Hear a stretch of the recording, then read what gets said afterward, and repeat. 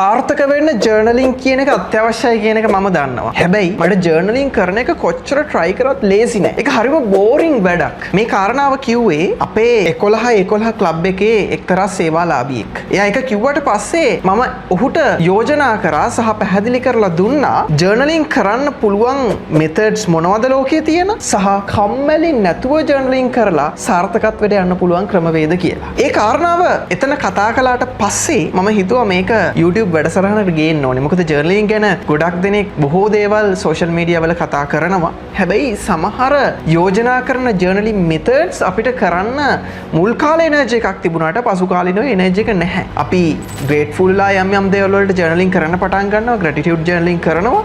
හැබැයි ඕක දවස් දෙකක් කරාට පස්සේ සමහර විට Tamanට ලියන්න කම්මැලි. Tamanට ලියන්න උද්‍යෝගයක් නැහැ. ඒ වැඩේ අතහැරලා දානවා. සමහර විට මෙඩිටේෂන් වලින් ඉස්සරහට යනවා, තමන්ගේ පවර් ලිෆ්ටින් වලින් ඉස්සරහට යනවා, තමන්ගේ ඩේලි රූටින් එක මැනේජ් කරනවා. හැබැයි එහෙම කරන අයට ජර්නලින් කරගන්න බෑ මේ ලියන එක වැඩි වුණාට පස්සේ සහ තමන් ඒකට අකමැති වුණාට පස්සේ. එහෙනම් කොහොමද සාර්ථකත්වයට ජර්නලින් අත්‍යවශ්‍ය නම් කම්මැලි නැතුව ජර්නලින් කරන්නේ? ඒකට ලෝකේ තියෙන ක්‍රමවේද මොනවද? ඒ ගැන තමයි මේ වැඩසටහනෙන් අපි කතා කරන්නේ.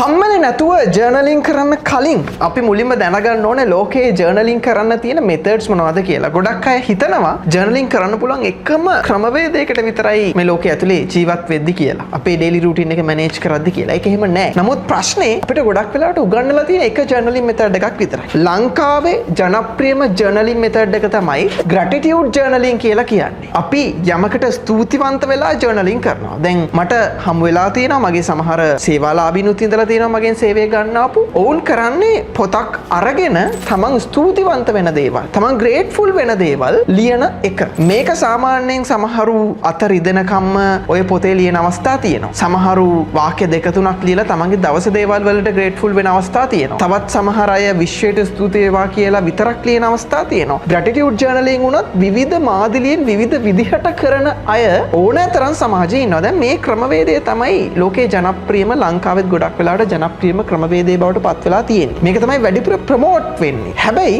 ග්‍රැටිටියුඩ් එක දෙන එක, මේ ග්‍රැටිටියුඩ් ප්‍රැක්ටිස් එක කරන එක කොච්චර අත්‍යවශ්‍ය කාරණාවක් වුණත් මට ඔබට කියන්න අවශ්‍යයි දියුණු වෙන මිනිස්සෙක්ට, සාර්ථක වෙන මිනිස්සෙක්ට මේ ග්‍රැටිටියුඩ් ජර්නලින් කියන එක විතරක් ප්‍රමාණවත් වෙන්නේ නැහැ. ග්‍රැටිටියුඩ් දෙන එක විතරක් ප්‍රමාණවත් වෙන්නේ නැහැ. ඒ දියුණුව අත්පත් කරගන්න. ග්‍රැටිටියුඩ් ජර්නලින් කරන එක හොඳයි. නමුත් එතනට පමණක් සීමා වීම අපි අනුමත කරන්නේ නැහැ. දැන් මේ ක්‍රමවේදය අරුණාට පස්සේ ලංකාවේ තවත් ජනප්‍රිය ක්‍රමවේද ජර්නලින් වලට ගොඩක් තියෙනවා. තවත් සමහරු යෝජනා කරනවා බුලට් ජර්නලින් කියලා දෙයක්. බුලට් ජර්නලින් වලින් කරන්නේ බුලට්ස් වගේ දේවල් දාලා, සිම්බල් වගේ දේවල් දාලා පොතක තමන්ගේ ඉස්සරහට තියෙන ගෝල්ස්, ඉවෙන්ට්ස්, ඊට පස්සේ තමන්ගේ ලයිෆ් එකේ ඩ්‍රීම්ස්, මේ වගේ දේවල් පොතකට අරගෙන එන එක. අපි මේකට කියනවා බුලට් ජර්නලින් කියලා. තවත් ජර්නලින් වර්ගයක් තියෙනවා ලංකාවේ ගොඩක් අය භාවිතා කරන රිෆ්ලෙක්ටිව් ජර්නලින්. ඒ කියන්නේ තමන්ට දැනෙන දේවල්, තමන්ට හිතෙන දේවල්, තමන්ගේ තියෙන ඉමෝෂන්ස්, වේදනාව වෙන්න පුළුවන්, සතුට වෙන්න පුළුවන්, තමන්ගේ ජොයි එක වෙන්න පුළුවන්. පොතකට ගෙනලා ජර්නල් එකකට ගිහිල්ලා ලියා දක්වනවා. මේකෙදි හොඳ ප්‍රොග්‍රස් එකක් මිනිස්සු අත්පත් කරගන්නවා. මොකද අපේ පේන්ස් අපි හිතේ හිර කරගෙන ඉන්නේ නැතුව ජර්නල් එකකට ගෙනලා ලියනකොට අපිට රිලීෆ් එකක් තියෙනවා. අපි ඉමෝෂන්ස් කොයි පැත්තටද කැරකෙන්නේ, අපි ඉමෝෂන්ස් අද දවසේ වැඩ කරන්නේ කොහොමද කියන එක සම්බන්ධව රිෆ්ලෙක්ෂන් එකක්, අවබෝධයක්, රියලයිසේෂන් එකක් ඒක ලියන අයට ලැබෙනවා. අපි මේකට කියනවා රිෆ්ලෙක්ටිව් ජර්නලින් කියලා. මේකත් බොහෝ අය සාර්ථකත්වයට යද්දී තමන්ගේ මානසික දියුණුව සකස් කරගනිද්දී භාවිතා කරන ජර්නලින් මෙතඩ් එකක්. ඔය ආදී වශයෙන් සමහරු ෆයිනන්ස් ජර්නලින් කරනවා, තමන්ගේ මූල්‍ය තත්වයට විතරක්ම ජර්නලින් කරන අය. ට්‍රැවල් ජර්නලින්, තමන් ට්‍රැවල් කරන ඒවයි සතුට ෂෙයා කරගෙන ඒකෙන් මෙන්ටල් හෙල්ත් එක හදාගෙන ට්‍රැවල් ජර්නලින් කරන අය ඉන්නවා. ඊට අමතරව මෙන්ටල් හෙල්ත් ජර්නලින්, ඩ්‍රීම් ජර්නලින්, මේ විදිහේ විවිධ වචන වලින් ජර්නලින් මෙතඩ්ස් ඕන තරම් තියෙනවා. හැබැයි මම අද ඔබට මේ වැඩසටහනේදී යෝජනා කරන්නේ ඔය ජනප්‍රිය සියලුම ජර්නලින් මෙතඩ්ස් එක්ක යන ඔයගේ දියුණුවට වැදගත්ම වෙන ජර්නලින් මෙතඩ් එක ගැන. අර මෙතඩ්ස් ෆලෝ අප් කරන්න එපා කියනවා නෙවෙයි. ජර්නලින් මොන විදියට කරත් ඔයාට දියුණුවක්, ප්‍රොග්‍රස් එකක් තියෙනවා. හැබැයි ඒ දියුණුව තව ටිකක් ෂාප් කරගන්න, ඒ දියුණුව තව ටිකක් ත්‍රීව කරගන්න ඔයාට තියෙන හොඳම ක්‍රමවේදය තමයි clarity and gratitude journaling කියලා කියන්නේ. මේ ක්‍රමවේදයේ ලෝකේ ඉන්න ව්‍යාපාරිකයෝ, ලෝකේ ඉන්න ව්‍යවසායකයෝ, දේශපාලඥයෝ, සමහර විට ජීවිතේ සාර්ථකත්වයට ගිය මිනිස්සු පාවිච්චි කරන අද්විතීය ක්‍රමවේදයක්. clarity and gratitude journaling. මේකෙදි කරන්නේ ඔයා grateful වෙන එක විතරක් නෙවෙයි ඔයාගේ life එකට. මේකෙන් කරන්නේ ඔයාගේ ජීවිතේ පැහැදිලිකම, clarity එක, ඔයාගේ ජීවිතේ තියෙන සැලසුම ඇති කරගන්න ගමන් ඔයා ජීවිතේ දේවල් වලට ඔයාගේ ජීවිතේට grateful වෙන එක. මේක කරන්න ඔයාට මොනවද අවශ්‍ය වෙන්නේ? පළවෙනිම දේ ඔයා මේක කරන විදිය දැනගෙන ඉන්න ඕනේ. දෙවෙනි දේ ඔයාට මේකට අවශ්‍ය කරන ජර්නල් එකක් තියෙන්න ඕනේ. අපි පහුගිය අවුරුද්දේ මේකට අදාළ වෙන clarity and gratitude journal එකක් 11 clarity and gratitude journal කියලා මාකට් එකට දැම්මා. ඒකට බොහෝ ප්‍රතිචාර තිබ්බා. ඒක ලියපු අය ගොඩක් හිටියා. ඒකෙන් ප්‍රතිඵල උදා කරගත්ත අය ගොඩක් හිටියා. තාමත් මේ ජර්නල් එක මේ අවුරුද්දේ අන්තිම ගත වෙන නිසා ලියන අය ඉන්නවා. මේකේ දවස් 365ටම කොළ 365ක් එක්ක තමන්ගේ අවුරුද්ද, මාසේ, දවස සැලසුම් කරලා grateful වෙලා gratitude practice එකක් කරන්න මේ ජර්නල් එක හරහා අපි ඉඩහසර හැදුවා. මේ අවුරුද්දෙත් තියෙන ඉල්ලීම මත සහ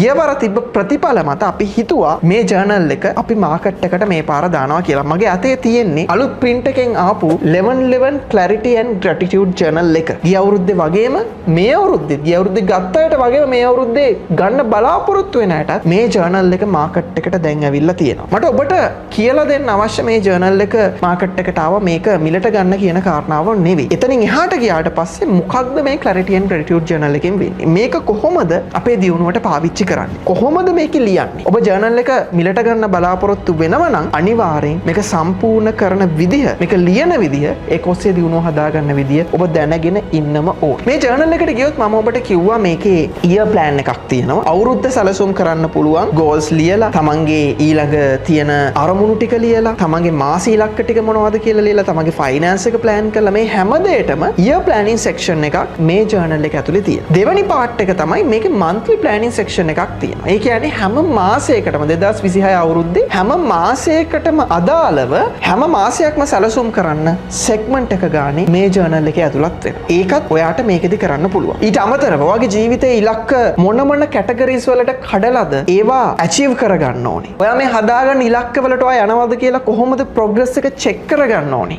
ඔයාව කොහොමද evaluate කරගන්න ඕනේ. ඔයාගේ monthly focus එක, weekly focus එක, daily focus එක හරියට manage කරන්න ඕනේ කොහොමද? මෙන්න මේ කාරණාවලට මේ journal එකේ ඔබ ලියනවට අමතරව guidelines විදිහටත් විශේෂ මඟ පෙන්වීමක් තියෙනවා. දැන් බොහෝ journals වල තියෙන්නේ ලියන්න විතරයි. අපි මේක යෝජනා කරන්නේ ලියන්න වගේම කියවන්න. ලියන්න කලින් කියවන්න මේකේ segment එකක් තියෙනවා. ඒක ඔස්සේ ඔබට බලන්න පුළුවන් මොනවද ඔබට ඇත්තටම අර මම කියපු දේවල් හදාගන්න කල යුතුව තියෙන්නේ කියලා. දැන් මේ journal එකට එද්දී අපි මේ clarity and gratitude journal වලදී මුලින්ම කරන්නේ අපේ clarity එක, දවසේ පැහැදිලිකම, අපේ ජීවිතයේ පැහැදිලිකම හදාගන්න ගමන් අපි තියෙන දේවල් වලට grateful වෙන එක. සරලව කිව්වොත් ඔබ ජීවිතේ ඉස්සරහට යනවා නම් ඔබ manage කරන්න ඕන දේවල් ටිකක් තියෙනවා. මොනවද manage කරන්න ඕනේ? පළවෙනිම දේ ඔබේ කාලය ඔබ කළමනාකරණය කරන්න දක්ෂ වෙන්න ඕනේ. කාලය කියන්නේ මුදල් වගේම ජීවිතයේ තියෙන සීමිත සම්පතක්. ඒක manage කරන්න අපොහසත් වුණොත් ඔබට සාර්ථක වෙන්න බෑ. කාලය manage කරන්න ඕනේ. කාලය වගේම ඔබේ energy එක manage කරන්න ඕනේ. සමහරු දවස් 30ම වැඩ කරනවා. කාලෙන් උපරිම ප්‍රයෝජන ගන්නවා කියලා හිතනවා. හැබැයි ගොඩක් වැඩ කරන්නේ කාලය ඇතුලේ energy එක drain කරගෙන. energy එක ආරක්ෂා කරගන්න clarity and gratitude journal වලින් ඔයා ඉගෙන ගන්න. තුන්වෙනි point එක තමයි ඔයාගේ task management. කාලය manage කරනවා නම් අනිවාර්යයෙන්ම ඒ කාලය ඇතුළේ ඔයා වැඩ කරන්නේ මොනවද, නොකරන්නේ මොනවද කියන task ටික ඔයා හරියට manage කරගන්න ඕනේ. time,